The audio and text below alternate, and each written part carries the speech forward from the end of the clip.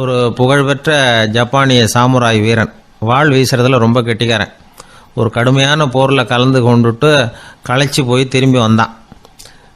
படுக்கையில் விழுந்தான். பக்கத்தில் என்னமோ சத்தம் கேட்டுது. திரும்பி பார்த்தான். ஒரு எலி அவனை முறைச்சி பார்த்துக்கிட்டு இருந்தது. உடனே வாழை உருவனா வீசினான். அது தப்பிச்சிட்டு ஓடி போச்சு. எவ்வளோ முயற்சி பண்ணி பார்த்தா முடியல. கடைசியில் அந்த வாள் முறிஞ்சு போனது தான் மிச்சம். ஒரு பக்கம் அவனுக்கு இது அவமானமாக போயிட்டுது, இன்னொரு பக்கம் பயமாக போயிட்டுது. எவ்வளவோ போர்களில் எதிரிகளை பந்தாடினவன் அவன் ஒரு எலிகிட்ட தோற்று போய்டுறதா அவனால் சகிச்சிக்க முடியல. மனைவிகிட்ட சொன்னான் இப்படி நடந்துட்டுதுன்னு. அவள் சிரிச்சா. உங்களுக்கு புத்தியே இல்லை, எலியை போய் யாராவது வாளால் வெட்டுவாங்களா அப்படின்னு அந்த அம்மா சொன்னதும், நீ என்ன சொல்கிறேன்னா, ஒரு பூனையை கொண்டுட்டு வந்துட்டா போதும், அதுக்கப்புறம் ஏன் எலி வரப்போகுது அப்படின்னு அந்த அம்மா. உடனே ஒரு பூனை வந்து சேர்ந்தது. அது சாதாரண பூனை இல்லை, வீர சாகசங்கள்லாம் செஞ்சு பழக்கப்பட்ட பூனை. பெரிய இடத்துல வளர்ந்தது. அதை கொண்டுட்டு வந்துட்டாங்க. அந்த பூனை குறி பார்த்து எலி மேலே பாஞ்சுது. ஆனால் அந்த எலியை சுலபமாக தப்பிச்சு போட்டுது. அடுத்தபடியாகவும் பாயறதுக்கு முயற்சி பண்ணிச்சு அந்த பூனை. ஆனால் அந்த எலியோ ரொம்ப தந்திரமாக திடீர்னு அந்த பூனையின் முகத்துக்கு நேராக பாஞ்சுது. அவ்வளவுதான். அந்த பூனை பயந்து போய் ஒரே தாவா தாவி ஜன்னல் வழியாக வெளியில் ஓடிப்போச்சு. அந்த வீரனுக்கு இது ஒரு பெரிய அதிர்ச்சியாக இருந்தது. அடுத்தபடியாக யோசனை பண்ணான். ராஜா வளர்த்துக்கிட்டு இருந்த அரண்மனை பூனையை ஒரு நாள் இரவலாக கேட்டு வாங்கிட்டு வந்தான். ஊர் உலகம்லாம் பேர் வாங்கின பூனை இது. அந்த பூனையாலும் அந்த எலியை ஒன்றும் செய்ய முடியல. வீரனுக்கு ரொம்ப அதிர்ச்சி. அந்த அரண்மனை பூனைகிட்டையே போய் புலம்புனான். அரண்மனை பூனையே, நீயே தோற்று போயிட்டியே, இனிமேல் நான் என்ன செய்ய முடியும்னா. அந்த பூனை சிந்திச்சுது. அப்புறம் சொல்லிச்சு, இந்த காரியத்துக்கு இந்த மேல்மட்ட விவகாரம்லாம் சரிப்பட்டு வராது. சாதாரண வீட்டு பூனை கிடச்சிதுன்னா அதை கொண்டுகிட்டு வந்து விட்டுப்பார் அப்படின்னது. சாதாரண பூனையால் என்ன செஞ்சிட முடியும்னா இவன் நம்பிக்கை இல்லாமல். இப்போது அந்த அரண்மனை பூனை சொல்லிச்சு, பெரிய வீட்டு பூனையெல்லாம் நல்லா சாப்பிட்டு தூங்கி பழக்கப்பட்டிருக்கோம். அதுக்கெல்லாம் ராஜதந்திரம் தெரியும், ஆனால் எலி பிடிக்க தெரியாது. அதுக்கான வளர்ப்பும் இல்லை, பயிற்சியும் இல்லை. ஏன்னா அதுக்கெல்லாம் பசி கிடையாது. சாதாரண வீட்டு பூனை அப்படி இல்லை, பசிக்கு ஆகாரம் தேடி அலையும். எலிகளை பிடிச்சி சாப்பிட்டுட்டு தான் உயிர் வாழும். அதனால் அதுகளுக்கு எலியை பிடிக்கிற எல்லா உத்திகளும் தெரியும், எங்களுக்கு தெரியாது அப்படின்னது. அது சரியே, அதுவும் பூனை தான், நீயும் பூனை தான், அதால் முடிகிற காரியம் ஏன் உன்னால் முடியல அப்படின்னு கேட்டான் இவன். இதுக்கு அந்த பூனை சொல்லிச்சு, இதே கேள்வியை நானும் கேட்டேன், உன்னுடைய தந்திர முறை என்னன்னு கேட்டேன். அதுக்கு பதில் சொல்லாமல் படுத்து தூங்கி போச்சு. அதை மறுபடியும் எழுப்பி கேட்டேன், அதுக்கு கோவம் வந்துட்டுது. இதில் என்ன தந்திர முறை வேண்டியிருக்கு? நான் ஒரு பூனை, அவ்வளவுதான். பூனைன்னா பூனை, பூனை எலியை பிடிக்கும், நான் எலியை பிடிக்கிறேன், அவ்வளவுதான்னுது அப்படின்னு சொல்லி விவரமாக சொல்லிச்சு அந்த அரண்மனை பூனை. உடனே ஒரு சாதாரண பூனையை கொண்டுட்டு வந்துட்டாங்க. கொண்டாந்து விட்டால் அது பார்க்குறதுக்கு ரொம்ப சாதாரணமாக தெரிஞ்சுது. இந்த வீரனுக்கு நம்பிக்கை வரல. இருந்தாலும் அதை கொண்டுட்டு வந்து வீட்டுக்குள்ளே விட்டான். ஒரே நிமிஷம் அந்த எலியை கவிட்டு வெளியில் ஓடிப்போச்சு. மேலிடத்து பூனைகள்லாம் இதை வேடிக்கை பார்த்துக்கிட்டு வெளியில் நின்றுக்கிட்டு இருக்குது. எல்லாரும் மெதுவாக அந்த பூனையை நெருங்கி, உங்ககிட்ட அப்படி என்ன தனிப்பட்ட திறமை, அதோட ரகசியம் என்னன்னு கேட்டாங்க. அந்த சாதாரண பூனை ரொம்ப சாதாரணமாக சொல்லிச்சான், அதெல்லாம் எனக்கு தெரியாது, நான் பூனை, அவ்வளவுதான், நீங்களும் பூனையாக இருங்கோ அப்படின்னு சொல்லிவிட்டு அந்த பூனை தன்னுடைய வாயில் கவிய எலியோடு அங்கேருந்து நடந்து போச்சு. இந்த கதையிலேருந்து நாம் புரிஞ்சிக்க வேண்டிய தத்துவம் என்னென்னா, நீயாக இரு. இதுதான் அந்த தத்துவம். நம்ம ஒவ்வொருத்தருக்கு உள்ளேயும் ஒரு தனித்தன்மை இருக்குது. இதை அவங்கவுங்க புரிஞ்சுக்கிட்டு உண்மை இயல்பு புரிஞ்சுக்கணும். நம்முடைய இயல்பு என்னங்கிறது நமக்கு தெரியணும். அதை கண்டுபிடிக்கிறது தான் உண்மையான கலை. ஒரு பெரிய மனுஷன் வாயை அகலமாக திறந்து வச்சுட்டு தூங்கிட்டு இருந்தான். உடனே ஒரு எலி உள்ளே பூந்துட்டு தான். வீட்டு வேலையாள் டாக்டருக்கு ஃபோன் பண்ணான், எங்கள் முதலாளி வாய்க்குள்ளே ஒரு எலி பூந்துட்டுது டாக்டர் அப்படின்னா. நான் உடனே புறப்பட்டு வரேன், அதுக்கு முன்னாடி நீ ஒரு ரொட்டி துண்டை எடுத்து ஒரு வாய்க்கு முன்னாடி காட்டு, உள்ளே போன எலி வெளியில் வந்துடும்னார் டாக்டர். சரின்னு சொல்லிவிட்டான். கொஞ்ச நேரத்தில் டாக்டர் அங்கே போய் சேர்ந்தார். அப்போது வேலைக்காரன் ஒரு பெரிய மீனை அவர் வாய்க்கு நேராக இப்படியும் ஆட்டிகிட்டு இருந்தான். நான் ரொட்டி துண்டை தானே காட்ட சொன்னேன்னார் டாக்டர். அவன் சொன்னான், எலியை வெளியில் கொண்டுட்டு வர்றதுக்கு ரொட்டி துண்டை காட்ட சொன்னீங்க டாக்டர், அதுக்கப்புறம் அந்த எலியை துரத்திக்கிட்டு ஒரு பூனை உள்ளே போயிருக்கு, அதுக்காக தான் இந்த மீனை காட்டிகிட்டு இருக்கேன் நானா. இது எதுக்குன்னா, இப்படி வேடிக்கையாக சொல்கிறது, பூனை பூனையாக இருக்க வேண்டும், எலி எலியாக இருக்க வேண்டும், மனுஷன் மனுஷனாக இருக்க வேண்டும் அப்படிங்கிறத புரிஞ்சுக்கிறது. நாம இருக்கிற வரை வெற்றி நிச்சயம். எனக்கு ஒரு நண்பர், அவர் ஒரு வழக்கறிஞர். ஒரு நாள் அவர்கிட்ட பேசிக்கிட்டு இருந்தேன். அப்போ கேட்டேன், ஏன் சார் நீங்கள்லாம் கோர்ட்டில் வாதாடுறப்போ கருப்பு நிற அங்கி அணியிறீங்களே, அதுக்கு என்ன காரணம்? சட்டத்துக்கும் கருப்பு கலருக்கும் என்ன சம்பந்தம் அப்படின்னு கேட்டேன். அது ஒரு சுவாரஸ்யமான கதைன்னார் அவர். சொல்லுங்களேன் அப்படின்னு அவர் சொன்னார். கிபி 1694 இங்கிலாந்து அரசி 2வது மேரிங்கிறவர் இறந்து போனார். அந்த ராணியோட கணவர் 3ஆம் வில்லியம் அவரு ஒரு உத்தரவு போட்டாராம். அரசியோட மறைவுக்கு அனுதாபம் தெரிவிக்கிற வகையில வழக்குரைஞர்கள் எல்லாரும் கருப்பு நிற அங்கி அணியணும் அப்படின்னு. அன்னைக்கு ஆரம்பிச்ச அந்த பழக்கம் அதுக்கப்புறம் மாறவே இல்லையாம், இன்னைக்கும் தொடருது. வழக்குரைஞர்கள்லாம் முதல்ல கருப்பு அங்கி மட்டும்தான் அணிஞ்சாங்களாம். அதுல ஒரு சின்ன சங்கடம், ஏற்கனவே உடம்பு கருப்பா இருக்கிறவங்க அதுக்கு மேல கருப்பு ட்ரெஸ் வேற போட்டுக்கிட்டா முகம் பளிச்சுன்னு தெரியாது இல்லையா. அதனால முகம் பளிச்சுன்னு தெரியறதுக்காக அவங்கெல்லாம் வெள்ளை நிற பட்டி அணிய ஆரம்பிச்சாங்களாம். இப்படிதான் இங்கிலாந்துல அந்த பழக்கம் ஆரம்பமாயிருக்குது. அந்த சமயத்துல இந்தியாவை ஆண்டது பிரிட்டிஷ்காரங்க தானே, அதனால இங்கேயும் அந்த பழக்கம் அப்படி நடைமுறைக்கு வந்துட்டுது. அதே மாதிரி சர்ச்சிலின் மூதாதையரான மார்ல்பரோ பிரபுவின் ஞாபகார்த்தமா நீதிபதிகள் இந்த வெள்ளை குள்ளாய் அணிகிற முறை பழக்கத்துக்கு வந்துதான். இதுதான் என்னுடைய நண்பர் சொன்ன தகவல். இங்கிலாந்துல நீதிமன்றம்ங்கிறது ரொம்ப மதிப்புள்ளது. அந்த அளவுக்கு சட்டத்துக்கு அங்க மரியாதை. அங்க நடந்த ஒரு சுவாரஸ்யமான நிகழ்ச்சியை ஒரு சகோதரி எழுதி அனுப்பியிருந்தாங்க. அவங்க அப்பா நீதித்துறையை சேர்ந்தவரா, அவர் சொன்னதான் இது. அவங்க எழுதி அனுப்பியிருந்த விஷயம் என்னன்னா, அங்க ஒரு கேஸ்ல ஒரு முக்கியமான தீர்ப்பு வழங்க வேண்டி இருக்குது. ஜட்ஜு, பாரட்லா படிச்ச பெரிய பெரிய வக்கீல்கள், ஜூரி எல்லாருமா கூடி அந்த கேஸை பத்தி விவாதிக்கணும். சுமாரா 40 பேர். இதுக்காக கோர்ட் ஹாலில் விசேஷ சேம்பர்ல நுழையறதுக்கு முன்னாடி அவங்கெல்லாம் தங்களுடைய கோட்டு தொப்பி எல்லாத்தையும் கழட்டி அங்க நின்றுகிட்டு இருந்த ஒரு அட்டெண்டர் கிட்ட கொடுத்துட்டு உள்ளே போனாங்க. அந்த ஆள் படிக்காதவர். அவரு ஒவ்வொருத்தர் கொடுக்கறதையும் வாங்கி அங்க அப்படியே ஒரு இடத்துல அடுக்கி வைக்கிறார். அப்படியே வாங்கி உள்ள வச்சுக்கிட்டு இருக்கிறார் ஒவ்வொரு இடத்துல. அது அவரோட வேலை. உள்ள போன ஜட்ஜி, வக்கீல், ஜூரி எல்லாரும் ரொம்ப நேரமா அந்த கேஸை பத்தி விவாதிக்கிறாங்க. ஒரு நாள் பூரா ஆயிட்டுது. அவ்வளவு தீவிரமா அக்கு வேறு ஆணி வேறைய பிச்சு உதறி இருக்கிறாங்க. ஒரு வழியா 13 மணி நேரம் கழிச்சு வெளியில வந்திருக்கிறாங்க. ஒவ்வொருத்தரா வர வர அந்த அட்டெண்டரும் அவங்கவுங்க கோட்டு தொப்பிய அவங்க கிட்ட எடுத்து ரொம்ப மரியாதையா திருப்பி கொடுத்துக்கிட்டு இருக்கிறார். கடைசியா ஜட்ஜ்மெண்ட்லாம் எழுதி முடிச்சுட்டு ரொம்ப திருப்தியோடவும் களைப்போடவும் வெளியில வந்துகிட்டு இருக்கிறாராம். இந்த ஆள் அவருடைய மேல் கோட்டையும் தொப்பியையும் எடுத்து அவர்கிட்ட ரொம்ப மரியாதையோட நீட்டினாராம். ஜட்ஜுக்கு ரொம்ப ஆச்சரியம். இந்த ஆள் எப்படி இவ்வளவு பேரோட கோட்டு தொப்பி எல்லாத்தையும் ஞாபகம் பேசாம திருப்பி கொடுக்குறார் அப்படிங்கிறது அவருக்கு ஆச்சரியம். அதனால அவர் அந்த ஆளை பார்த்து கேட்டாராம், ஏப்பா இந்த கோட்டை கொடுக்குறியே, இது என்னோடது தானா, என்னோடது தான் உனக்கு எப்படி தெரியும் அப்படின்னாராம். இதுக்கு அந்த பியூனு ரொம்ப பதவிசா பதில் சொன்னாராம், ஐயா இந்த கோட்டு ஹேட்டை உங்ககிட்ட வாங்கி மாட்டினேன், இப்ப திரும்ப உங்ககிட்ட தரணும், தந்துட்டேன், இதுதான் என்னோட வேலை, மற்றபடி இது உங்களோடதா இல்லையா அப்படிங்கறதெல்லாம் எனக்கு தெரியாதுங்க அப்படின்னாராம். உழைப்பும் நேர்மையும் உயர்வதற்கு வழிகள். அதை விட்டுட்டு உட்கார்ந்த இடத்துல இருந்துகிட்டே உயர போகணும் அப்படின்னு ஆசை கற்பனை பண்றாங்க.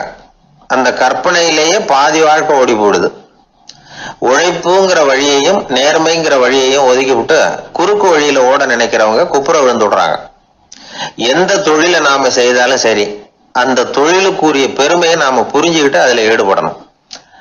அப்படி இல்லாம என்ன சார் பொழப்புது, இந்த தொழிலை மனுஷன் செய்வானா அப்படி புலம்பிக்கிட்டே இந்த தொழிலையே செஞ்சுக்கிட்டு இருக்கிறவங்க நம்மள பல பேர் உண்டு. செய்யும் தொழிலே தெய்வம் அப்படின்னு சொல்றாங்கல்ல, அப்படி சொல்றது எதுக்காக? அந்த அளவுக்கு அதுல ஒரு ஈடுபாடு வேணுங்கிறதுக்காகத்தான்.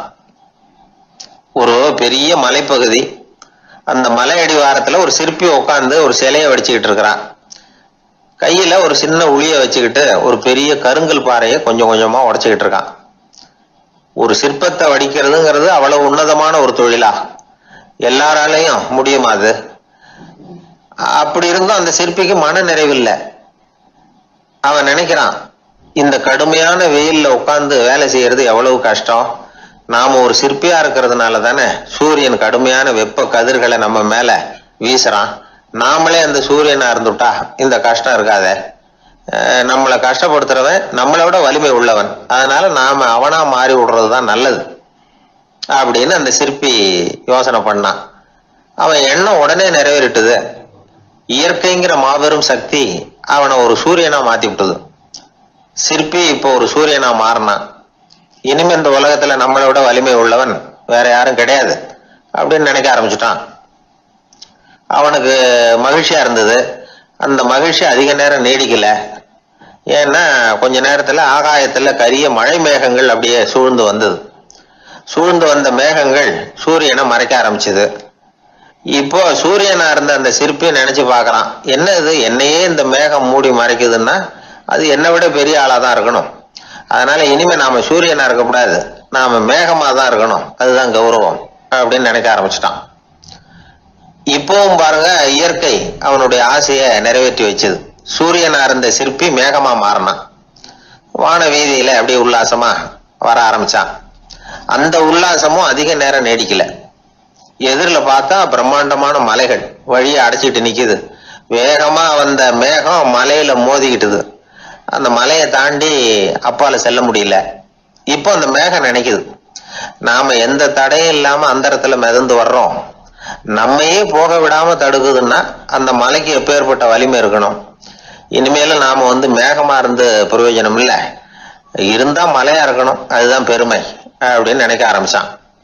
இப்பவும் பாருங்க, இயற்கை அவனுடைய ஆசையை நிறைவேற்றி வச்சது. மேகமா இருந்த சிற்பி மலையா மாறினான். பெரிய மலை பூமிக்கும் வானத்துக்குமா நின்றுகிட்டு இருக்கு. இனிமே நமக்கு எந்த கவலை இல்லை அப்படின்னு நினைச்சது அந்த மலை. இப்படி நினைச்சுக்கிட்டு இருந்த வேளையில அந்த மலையோட காலடியில அடிவாரத்துல ஏதோ சத்தம் கேட்டுது. என்ன சத்தம் இது அப்படின்னு சொல்லி அந்த மலை மெதுவா குனிஞ்சு பார்த்துதான். பார்த்தா அங்க ஒரு மனுஷன் தன்னுடைய கையில உளிய வச்சுக்கிட்டு மலையை கொத்திக்கிட்டு இருக்கிறான். ஏதோ ஒரு சிற்பத்தை வடிக்கிறதுக்காக அவன் முயற்சி பண்ணிட்டு இருக்கிறான். இப்போ அந்த மலை நினைச்சுதான், மலையே ஒருத்தன் உடைக்கிறான்னா அவன் எப்பேற்பட்ட வலிமை உள்ளவனா இருக்கணும். இனிமேலும் மலையா இருந்து பிரயோஜனம் இல்ல, மனுஷனா மாறணும், அதுதான் சரி அப்படின்னு நினைச்சுதான். அந்த வினாடியே அந்த மலை ஒரு மனுஷனா மாறிச்சு. அவன் கையில ஒரு உளி, பழையபடியே ஒரு கருங்கல் பாறையை கொத்த ஆரம்பிச்சான். அந்த ஆள் பழைய நிலைமைக்கு வந்துட்டான். இந்த கதையிலிருந்து நாம தெரிஞ்சுக்க வேண்டியது என்னன்னா, தன்னுடைய உண்மையான பலம் என்னங்கிறது தெரியாமலே தாவி தாவி தடுமாறிக்கிட்டு இருக்கிறான் மனுஷன் அப்படிங்கிறது தான். இனிமேலாவது அதை புரிஞ்சுக்கணும். புரிஞ்சுக்கிட்டு புறப்படணும் வாழ்க்கையில வெற்றி பெறறதுக்கு. ஒரு குடும்ப தலைவருக்கு விபரீதமா ஒரு ஆசை வந்துதான்.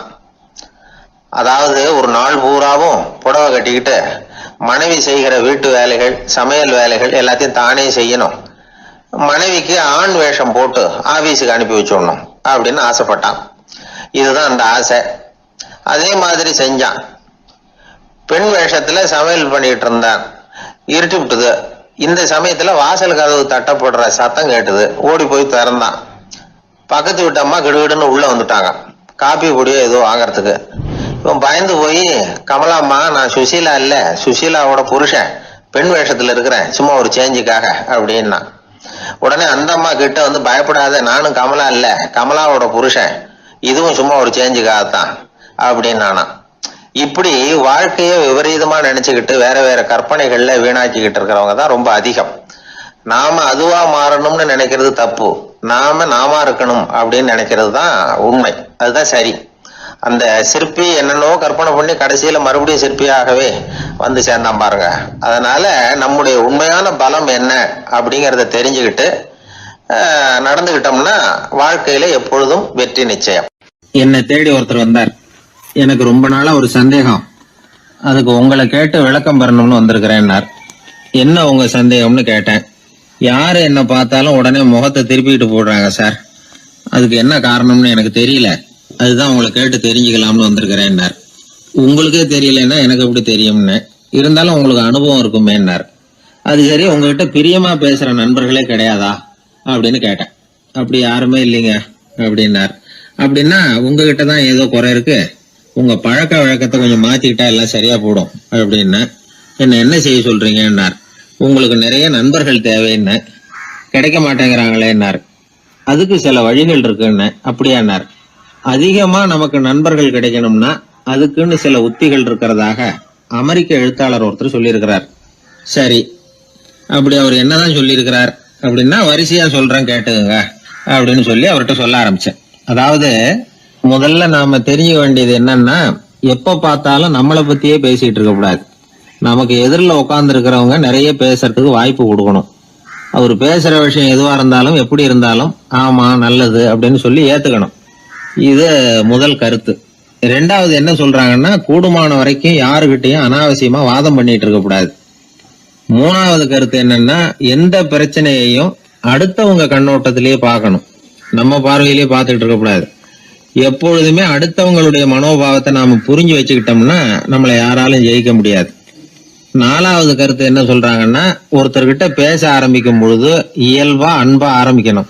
இப்போ உதாரணத்துக்கு ஒண்ணு சொல்லணும்னா, உங்களுக்கு இந்த சட்டை ரொம்ப பொருத்தமா இருக்குதே அப்படின்னு ஆரம்பிக்கலாம். அதை விட்டுட்டு அன்னைக்கு என்ன சார் என்ன அம்போன்னு விட்டுட்டு போயிட்டீங்க அப்படின்னு ஆரம்பிக்க கூடாது. ஐந்தாவது விஷயம், நம்முடைய தவறுகளை தயக்கம் இல்லாம ஒத்துக்கணும். அப்படி ஒப்புக்கொள்ள கூச்சப்படக்கூடாது. ஆறாவது கருத்து என்னன்னா, அடுத்தவங்க அபிப்பிராயங்களுக்கு மதிப்பு கொடுக்கணும். நீங்க சொல்றது தப்பு சார் அப்படின்னு முகத்தில் அடிச்சது மாதிரி பேசக்கூடாது. ஏழாவது கருத்து என்ன சொல்றாங்க, நம்முடைய கருத்து என்னவோ அதை எதிராளியின் வாயிலிருந்து வரவழைக்கணுமா. அப்படி வரவழைக்கிறதுக்கு நாம முயற்சி பண்ணணும், அதுக்கு தகுந்த மாதிரி நாம பேசணும்.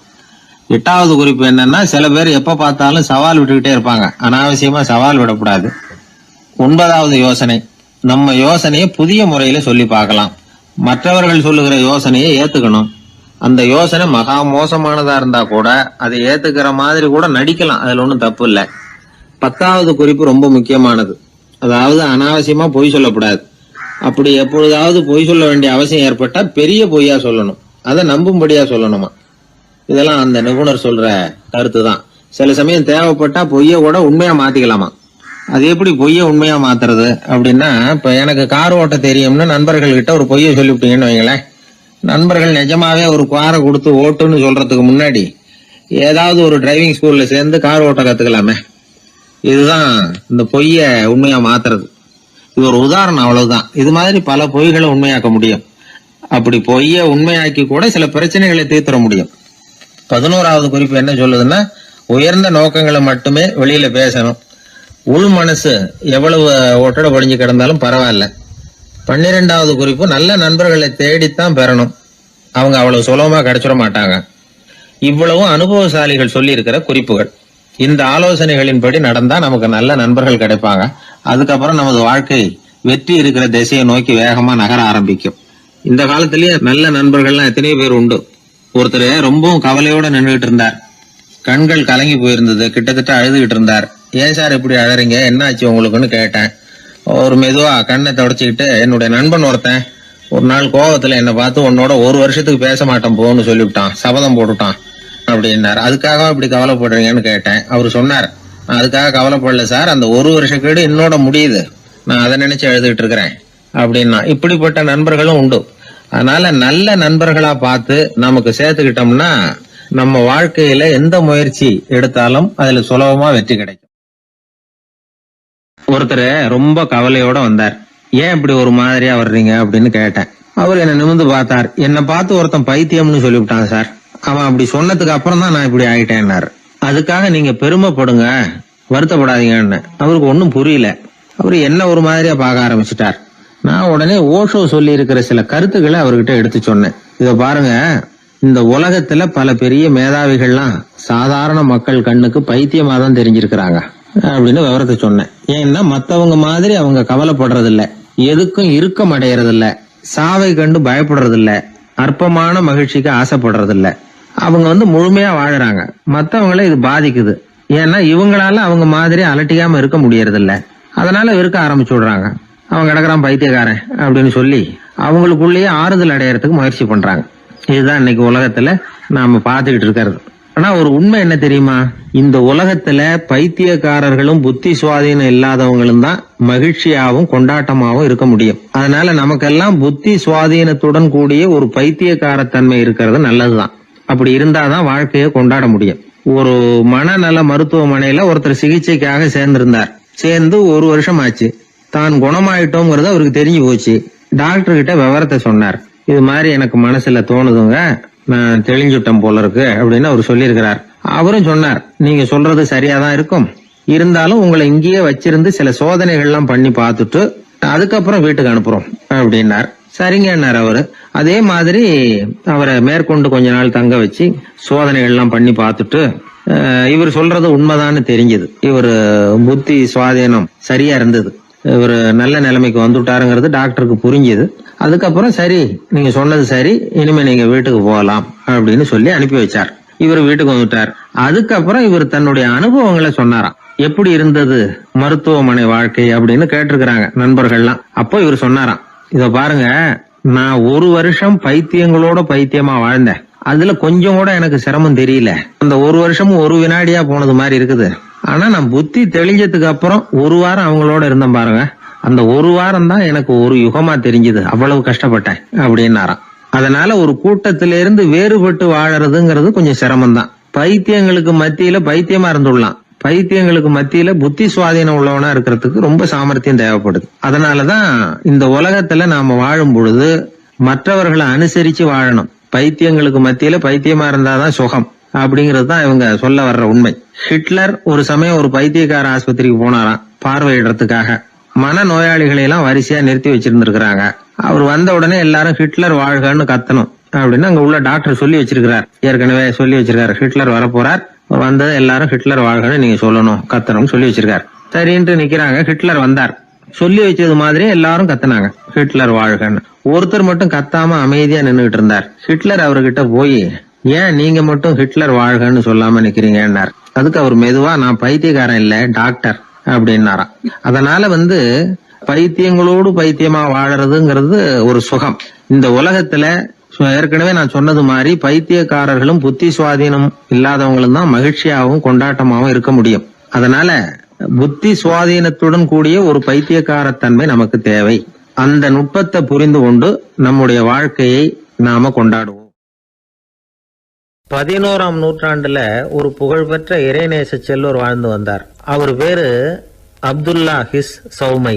இப்போ சோவியத் ரஷ்யாவில் உள்ள ஜீலான்கிற நகரத்தோட புறநகர் பகுதியில நீப்புன்னு ஒரு ஊர், அங்கதான் அவர் இருந்தார்.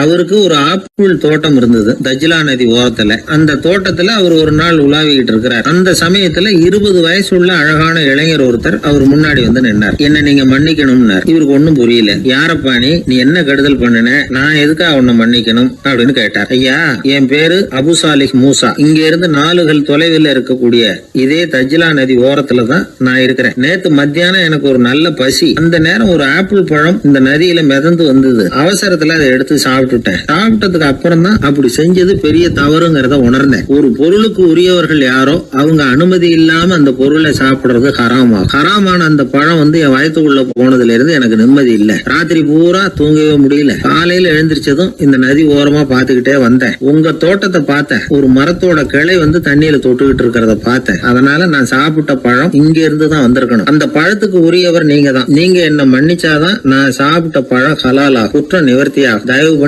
மன்னிக்கணும் அப்படின்னு கண்கலங்க கேட்டுக்கிட்டார். இத கேட்ட இந்த சௌமையை ஆச்சரியத்தோட அந்த இளைஞரை கூர்ந்து கவனிச்சார். இந்த அளவுக்கு நேர்மையான ஒரு நல்ல மனுஷனை விட்டுறக்கூடாது அப்படின்னு மனசுக்குள்ள முடிவு பண்ணிட்டார். நிமிர்ந்து அந்த இளைஞரை பார்த்தார். இதுக்கு நீ தண்டனையை ஏத்துக்கத்தான் வேணும்னார். எதுவா இருந்தாலும் ஏத்துக்கிறதுக்கு தயார்னார் அவர். இதுக்கு தண்டனையா 12 வருஷ காலம் நீ இங்க பணிவிடைகள் செய்யணும்னார். பணிவிடை செய்யறது என்னுடைய பாக்கியமா நினைக்கிறேன் அப்படின்னு சொல்லிவிட்டு மகிழ்ச்சியோட அந்த தண்டனையை ஏத்துக்கிட்டார். 12 வருஷம் முடிஞ்சது. அந்த 12 வருஷ காலத்துல அந்த இளைஞரோட வயசும் தகுதியும் வளர்ந்தது. கடைசியில் அந்த பெரியவர் அந்த இளைஞரை கூப்பிட்டார். இத பாருப்பா, இன்னையோட உன் பணிவிடை காலம் 12 வருஷம் முடிஞ்சது. ஆனா தண்டனை இதோட முடிஞ்சுட்டதா நினைக்காத, அது இன்னமும் முடியல. கடைசியா இன்னும் ஒரு தண்டனை பாக்கி இருக்கு, அதை நீ ஏத்துக்கணும்னார். எதுவா இருந்தாலும் ஏத்துக்கிறதுக்கு சித்தமா இருக்கிறேன் இவர். எனக்கு ஒரு மகள் இருக்கிறா. அவளுக்கு 2 கண்ணும் தெரியாது, 2 காதும் கேட்காது, 2 காலும் செயல்படாது. அவளை நீ கல்யாணம் பண்ணிக்கணும் அப்படின்னார் பெரியவர். இத கொஞ்சமும் ஒரு எதிர்பார்க்கல.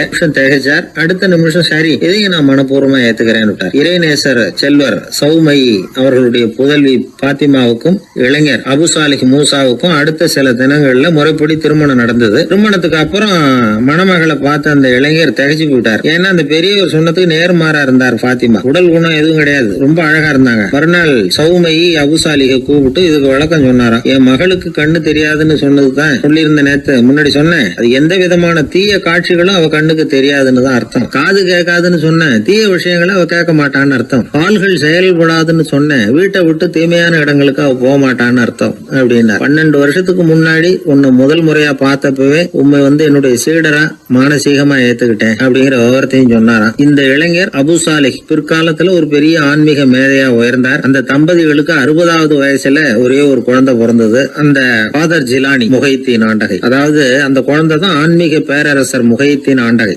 அப்படி அந்த கதையை சொல்லுவாங்க பழைய இதை. அப்படிப்பட்ட பெரியவர்களுடைய வாழ்க்கை தான் நமக்கு வழிகாட்டணும். எனக்கு ஒரு சிநேகிதன், அவன் சொன்னான், டேய் என்னுடைய மாமனார் கூட தன்னுடைய பொண்ணை எனக்கு திருமணம் பண்ணி கொடுக்கறதுக்கு முன்னாடி ஒரு செய்தியை சொன்னார், பொய்ன்னு அப்புறமா தான் தெரிஞ்சது அப்படின்னா. என்ன சொன்னார்னு கேட்டோம். என் பொண்ணு மாசத்துக்கு ஒரு தடவை ஏதாவது கோபம் வந்தா கையில கிடைக்கிறத எடுத்து உங்க மேல எரிவா, நீங்க தான் அனுசரிச்சு நடந்துக்கணும்னு சொன்னார் அப்படின்னா. அப்படி அவர் சொன்னது பொய்யா அப்படின்னு கேட்டேன். ஆமா, அவர் மாசம் ஒரு தடவைன்னு அவர் சொன்னது பொய், தினம் ஒரு தடவை அப்படி செய்யறா, இதுதான் உண்மை அப்படின்னா. பேராசிரியர் கல்கி ரேடியோவில் பேசியிருக்காரு, சென்னை ரேடியோவில். எப்போ 1938. 1938 ஜூலை மாதமா ஏதோ ரேடியோ ஆரம்பிச்சுது, சென்னை வானொலி ஆரம்பிச்சிருக்காங்க. அது ஆரம்பித்து 6வது நாள் கல்கி பேசியிருக்காரு. அதில் அவர் சொல்லுவார், நீ சொல்கிறத எதை சொன்னாலும் சுருக்கமாக சொல்லு, தேவைக்கு அதிகமாக வளர்த்தாத, சுவாரஸ்யமாக சொல்லு, அதுதான் சிறுகதைக்கு இலக்கணம்னு பேசியிருக்காரு. நான் அதை போட்டு கேட்டிருக்கேன். அதை பார்த்தா அதில் அவருக்கு ஒரு உதாரணமே கொடுத்துருப்பாரு. அதில் அதாவது சொல்கிறத சிறுகதை, தமிழில் சிறுகதைன்னு அவருக்கு தலைப்பு. அந்த பேச்சில் சிறுகதைன்னா என்னன்னா சிறுசாக இருக்கணும், அதில் ஒரு கதை இருக்கணும், அதான் சிறுகதைன்னு அவர் விளக்கம் கொடுக்குறாரு கல்கி. கதைன்னா என்னன்னா ஒரே ஒரு ஊர்ல அப்படின்னு ஆரம்பிச்சா அப்புறம் என்ன அப்படின்னு கேட்க தோணுதில்ல, அப்படி இருக்கணுமா. ஒரு வரியை படிக்கும் பொழுது அடுத்த வரி என்ன அப்படின்னு நமக்கு ஆர்வத்தை தூண்டணும், அதுதான் கதை அம்சங்கிறது. சிறுன்னா தேவைக்கு அதிகமாக வளர்த்தாதே, சிறு கதைன்னா தேவைக்கு அதிகமாக ஒரு வார்த்தையை கூட போடாதே அப்படின்னு சொல்லி, அதான் சிறுகதையினுடைய இலக்கணம் அப்படின்னு சொல்லிட்டு அதுக்கு ஒரு உதாரணம் போட்டிருக்காரு. சிறுகதை இலக்கணம் என்னன்னா, அதாவது ஒரு நாள் காஞ்சிபுரம் உபய வேதாந்த தேசிக சுவாமிகள் தன் வீட்டு வேலைக்காரன் குப்பனை கூப்பிட்டு, அடே குப்பா, நீ உடனே ஸ்ரீபெரும்புதூர் ஓடிப்போய் அங்கே இருக்கிற திருவேங்கடாச்சாரியை சந்தித்து, திருக்குடந்தையிலே இருந்து இங்கே வந்திருக்கிற திருநாராயண ஐயங்கார் சுவாமிகள் திருக்கோவில் ஆராதனைக்கு திருத்துழாய் எடுத்து திரும்புகையில் திருக்குளத்தில் திருப்பாசி வழுக்கவே திருவடி தவறி வீழ்ந்தார் என்று சொல்லிவிட்டு வா அப்படின்னு எழுதினார். குப்பன்ட்ட வேலைக்காரன்ட்ட சொல்லிவிட்டு, என்னடா சொல்லிருவியா, நான் சொன்னதானே, சொல்லிடுறேன் சாமி எனக்கு தெரியும்னு இருக்கான். எப்படி சொல்லுவதை என்கிட்ட ஒரு தடவை இங்கே சொல்லி காட்டுன்னு இருக்காரு. அப்போ அவன் சொன்னான், நான் குப்பை, என்ன சாமி கும்மோனு சாமி குட்டையில் விழுந்தான்னு சொல்லணும், அவ்வளவுதானே. இதை நான் சொல்லிட்டு போறேன், இது என்ன பெரிய விஷயம் அப்படின்னா. இதை சொல்லிவிட்டு கல்கி சொல்றாரு, சிறுகதையின் இலக்கணம் அந்த குப்பனுக்கு தெரிந்திருக்கிறது, உபய வேதாந்த தேசிக சுவாமிகளுக்கு புரியவில்லை அப்படின்னு ஒரு கல்கி. அப்பவே அது எதை சொன்னாலும் சுருக்கமா சொல்றது, இந்த வேடிக்கையா சொல்றது, அதெல்லாம் மனிதர்கள்ட்ட, சக மனிதர்கள்ட்ட ஒரு பிரியத்தை ஏற்படுத்த நல்ல ஒரு கவர்ச்சி, அந்த கதையை படிக்கணும்னு தோணும். அப்படிதான், அதனாலதான் அந்த விஷயங்களை சேர்த்து வானொலியிலையும் தொலைக்காட்சியிலும் நாங்கள் உபயோகப்படுத்துறோம். வானொலியிலேயே ரொம்ப, தொலைக்காட்சியிலேயே கூட நிறைய சுவாரஸ்யமான அனுபவம் நம்ம வாழ்க்கையிலேயே நடக்கும். நிறைய வாழ்க்கையிலேயே கூட. இப்போ நான் இது முதல்ல திருநெல்வேலியில தான் ரேடியோவில் சேர்ந்தேன், திருநெல்வேலி ரேடியோவில். அப்போ முத போய் என்னை பேட்டி எடுக்கிறதுக்கு மைக்கெல்லாம் கொடுத்து எங்கள் டைரக்டர் ஒருத்தர் அனுப்புனார். யாருக்கிட்டன்னா, இந்த டனால் தங்கவேலுன்னு ஒரு நடிகர் இருந்தார், கே.ஏ. தங்கவேலுன்னு ஒரு பிரபலமான நகைச்சுவை நடிகர். அவர் இதுக்கு ஒரு பொருள் காட்சியில் நாடகம் நடத்துறதுக்காக வந்திருக்காரு திருநெல்வேலிக்கு. அங்கே ஒரு ஹோட்டலில் தங்கியிருக்காரு. அப்போ நான் இப்போ தான் புதுசாக போய் வேலையில் சேர்றேன் ரேடியோவில்.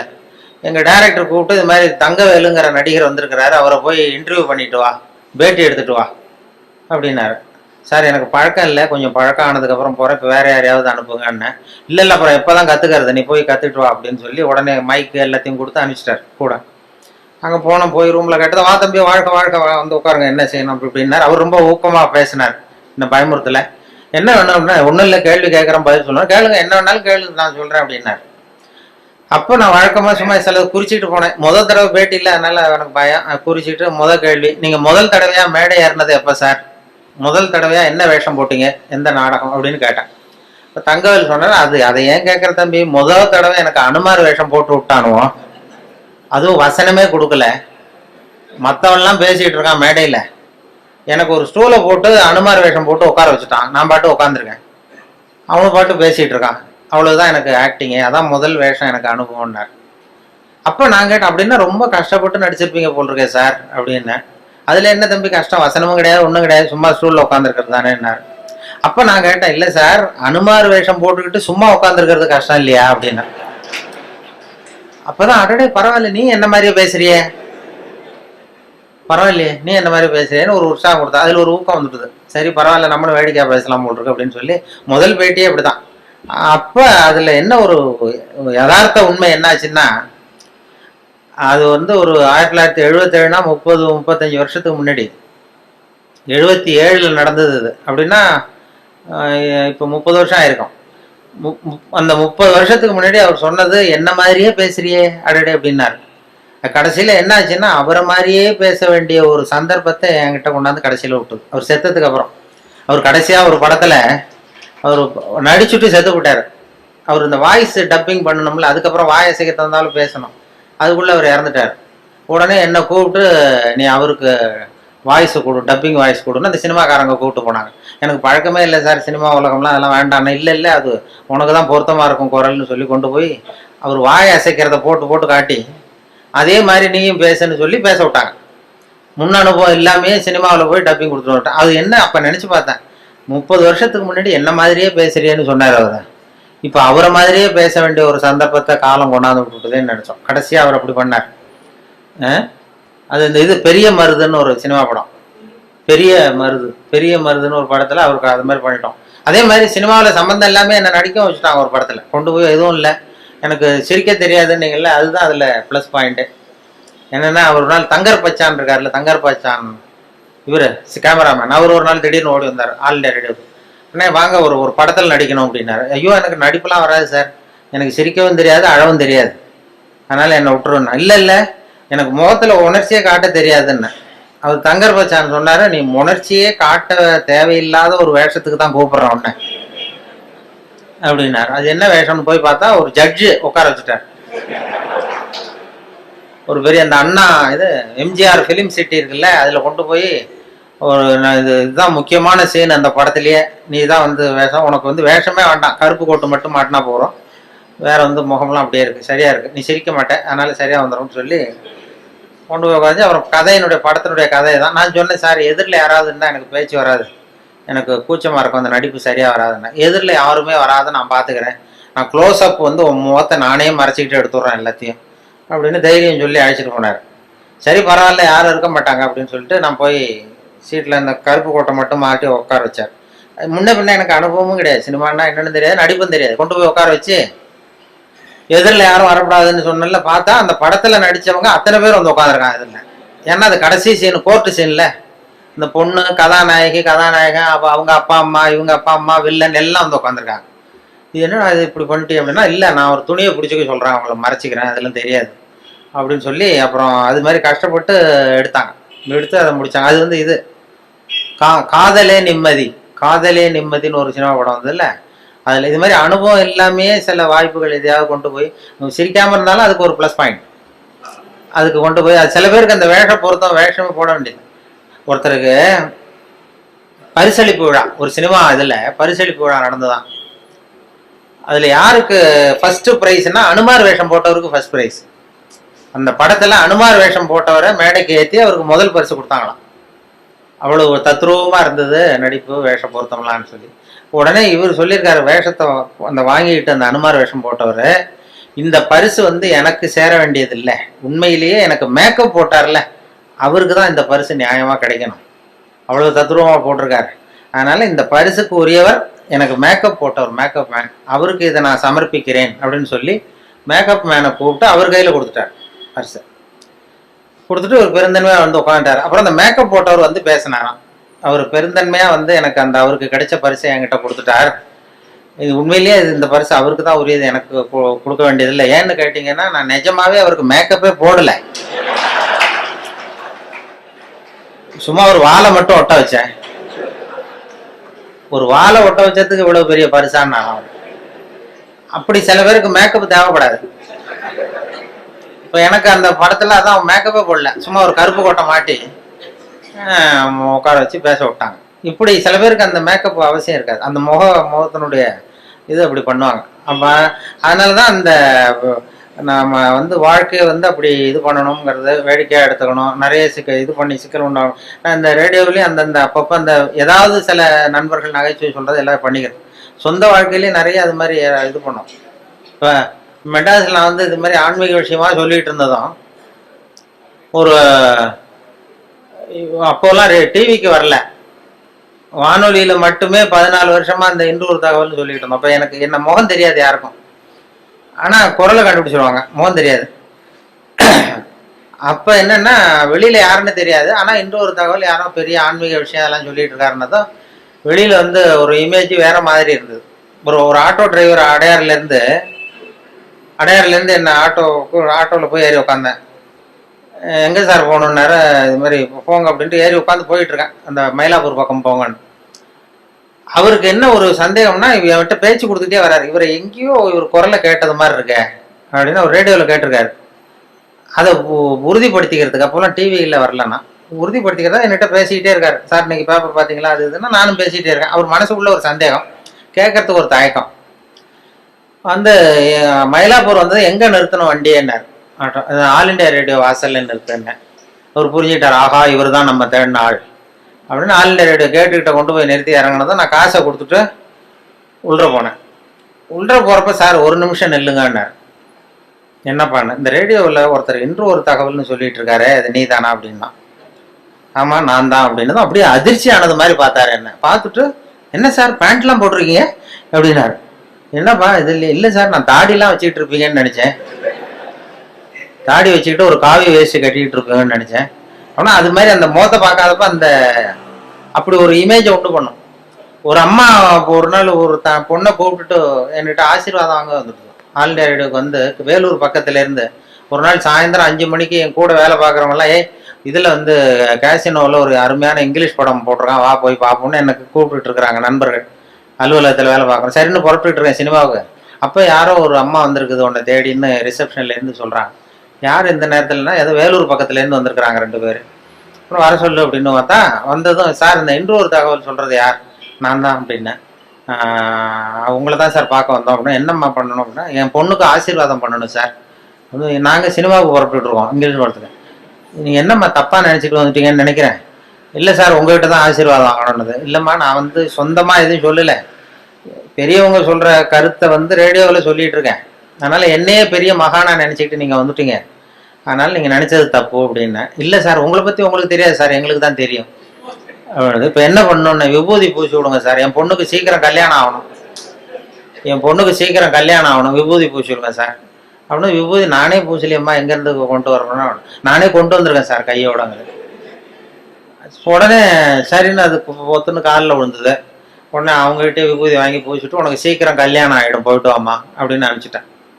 அனுப்பிச்சது என் கூட இருக்கிற பசங்கள்லாம் இருக்கிறாங்கல்ல, ரேடியோவில் வேலை பார்க்குறான், அவன்லாம் என்ன ரொம்ப விஷமத்தனமாக பார்க்குறான். நாங்கள்லாம் 10 வருஷம் 15 வருஷமாக ரேடியோவில் வேலை பார்க்குறோம், நீ வந்து 5 வருஷம் தான் ஆச்சு, அதுக்குள்ளே வந்து ஆசீர்வாதம் பண்ண ஆரம்பிச்சிட்டியே அப்படின்னு இது பண்ணா. இருக்கட்டப்பா அப்படின்னு அவரும் போயிட்டோம். அப்புறம் பார்த்தா ஒரு 2 மாதம் கழிச்சு அந்த அம்மா வந்து சார் உங்கள் ஆசீர்வாதத்தினால கல்யாணம் நிச்சயமாயிட்டுது சார் அப்படின்னது. ஆஹா நமக்கு ஏதோ பெரிய அருள் இருக்குன்னு நான் உடனே முடிவு பண்ணிட்டு சரி ஏதோ விஷயம் இருக்குது, நம்ம ரிட்டையர் ஆனதுக்கப்புறம் ஒரு ஆசிரமம் ஒன்று போட்டுடலாம் அப்படின்னு சொல்லி. அப்படின்னா அப்போ கூட சினிமாவுக்கு வந்தவன் அப்படி ஒரு ஐடியா இருந்தால் என்ன சிஷ்யனாக சேர்த்துக்கிடாங்கிறான். இப்படி பண்ணிட்டு அப்போ அந்த மாத்திருபூதம்னு ஒரு டாக்டர் இருக்கார்ல, அவர் வந்தார். அவர் இப்போ இல்லை, இந்த மாத்திருபூதம் இந்த டிவிலாம் வருவார், அவர் ரேடியோவுக்கு அடிக்கடி வருவார். நான் அவர்கிட்ட கேட்டேன், சார் இது மாதிரி அவர் மனோதத்துவ டாக்டர், நான் ஒரு பொண்ணுக்கு வந்து விபூதி பூசி விட்டேன் சார், அதுக்கு வந்து கல்யாணம் நிச்சயம் ஆகிட்டுது, நான் ஆசீர்வாதம் பண்ணி 1 மாதத்துலேயே கல்யாணம் நிச்சயம் ஆகிட்டுது அப்படின்னா எனக்கு ஏதாவது அருள் இருக்கா அப்படின்னு கேட்டேன் அவர்கிட்ட. சைக்காலஜியில் என்ன சொல்கிறீங்க அப்படின்னு. அவர் வேடிக்கையாக சொன்னார், இந்த பார் கல்யாணம் ஆகிற வரைக்கும் உள்ள பிரச்சனையெல்லாம் நீ பார்த்துக்கோ, அதுக்கப்புறம் ஏதாவது பிரச்சனை இருந்தால் என்கிட்ட சொல்லு அப்படின்னா.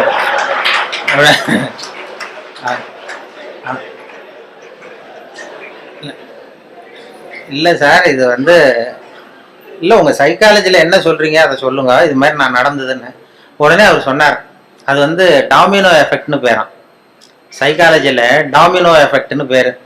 அது எப்படின்னா, ஒரு செங்கல்ல வச்சு சின்ன பிள்ளையில விளையாடுறது உண்டு, வரிசையாக அடுக்கி வச்சு ஒரு கல்லை தள்ளி விட்டால் அது இன்னொரு கல்லில் விழும், ஒரு புத்தகத்தை கூட அப்படியே செங்குத்தாக நிறுத்தி இப்படி வரிசையாக நிறுத்திடுறது. ஒரு புத்தகத்தை தள்ளி விட்டீங்கன்னா அது அடுத்த புத்தகத்தில் கூட அடுத்த புத்தகத்தில் அப்படி போயிட்டே இருக்கும். இது மாதிரி எண்ணங்கள் ஒருத்தர்கிட்டேருந்து இன்னொருத்தர்கிட்ட பரவிட்டே இருக்குமா. இது சைக்காலஜியில் டாமினோ எஃபெக்ட்னு பேரான். அது என்னன்னா, நான் ஒரு 10 பேருக்கு விபூதி பூசி விட்றேன்னு வைங்க. விபூதி என்கிட்ட ஒரு 10 பொண்ணுங்க நான் ஆசீர்வாதம் பண்ணுறேன், கல்யாணம் ஆகணும் சீக்கிரம்னு. அது எப்படியும் 7-8க்கு கல்யாணம் ஆகிடும். நான் விபூதி பூசினாலும் பூசலைன்னாலும் கல்யாணம் ஆகிடும். அவங்க என்னன்னா, அந்த மாப்பிள்ளை தேடுற நேரத்தில் தான் இந்த ஆசீர்வாதமே வாங்க வர்றாங்க. அது பிறந்த குழந்தையே தூக்கிட்டு காலில் போட்டு சீக்கிரம் கல்யாணம் ஆகணும்னா கூட சொல்கிறது இல்லை யாரும். அவங்களே ஒரு முயற்சி பண்ணிட்டு இருக்கிற நேரத்தில் தான் ஆசீர்வாதம் வாங்க வராங்க. நீ அப்படி ஆசீர்வாதம் பண்ணும்பொழுது 10ல் ஒரு 8 பேருக்கு நிச்சயமாக கல்யாணம் ஆகிடும். அவங்கள தேடி பிடிச்சிருவாங்க. அவங்க என்ன பண்ணுறாங்கலாம், இது மாதிரி ரேடியோவில் ஒருத்தர் இன்னொரு தகவல் சொல்லிட்டு இருக்காரு, அவர்கிட்ட விபூதி பூசிக்கிட்டா உடனே கல்யாணம் ஆகிடுது அப்படின்னு இன்னொருத்தர்கிட்ட சொல்ல ஆரம்பிக்கிறாங்க. இந்த ஒரு புத்தகம் இன்னொரு புத்தகத்தில் விழுறது மாதிரி. அது டாமினோ எஃபெக்ட். அதாவது இந்த 8 பேரும் இன்னொரு 10 பேர்கிட்ட 80 பேர்கிட்ட சொல்லுவாங்க, இப்படி ஒருத்தர் இருக்காரு, அவருக்கு ஏதோ ஒரு அருள் இருக்கு அப்படின்னு. இது இப்படி பரவி போகுது. பரவிட்டு நிறைய பேர் 8 பேர் அந்த இடத்துல 80 பேர் தேடிட்டு வர ஆரம்பிச்சிடுறாங்க. இந்த 2 பேருக்கு ஃபெயிலியர் ஆகுது பாருங்க. 2 பேர் கல்யாணம் ஆகல அல்லது டிலே ஆகுதுன்னு வைங்க. அவங்க உடனே என்னை பற்றி தப்பு பிரச்சாரம் பண்ணுறது இல்லை, அவர்கிட்ட போனோம் விபூதி பூசிட்டோம் கல்யாணம் ஆகலைன்னு சொல்கிறது இல்லை, வேற சாமியார் தேட ஆரம்பிச்சிடுறது. இது சரியில்லை, வேற அந்த கோயிலுக்கு போயிட்டு வருவோம், இந்த கோயிலுக்கு போகலான்னு வேற முயற்சியில் ஈடுபட்டுறாங்க. அவங்க நோக்கம் கல்யாணம் ஆகணுங்கிறது தான். அதனால இந்த டாமினோ எஃபெக்ட் தான் உனக்கு பண்ணுறது. இதை உனக்கு அருள் இருக்குன்னு நினச்சிடாத அப்படின்னு மாத்திருப்போம் எனக்கு புத்தி சொல்லிவிட்டு, இதை நினச்சிக்கிட்டு நீ ஆசிரமம்லாம் ஆரம்பிக்காதேன்னாரு.